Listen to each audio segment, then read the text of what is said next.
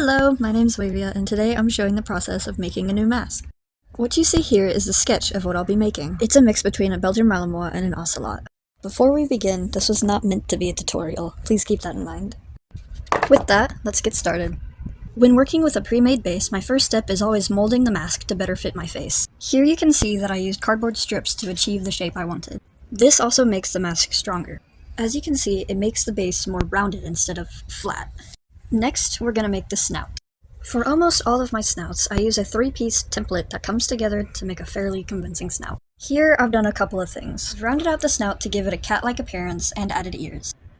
I quickly had to change them because I didn't like how they sat. I've also removed the nose bridge and changed the shape of the eyes. Now it's on to felting. Since I use cardboard and hot glue, sometimes the edges can get a little rough, so I use masking tape to smooth it all out. This makes the felt look a lot smoother whenever I put it on. Normally I would use a big sheet of white felt, but I ran out, so I used multiple sheets of yellow. Here you can see the first sheet, and then here's the second. Since the 2 sheets of felt were 2 different colors, my next step was to paint a base coat. This helps unify the colors later on. Here I was really struggling to figure out what colors would work best. I ended up going with the one on the left. And here's what that ended up looking like. I'm definitely glad I went with the left option.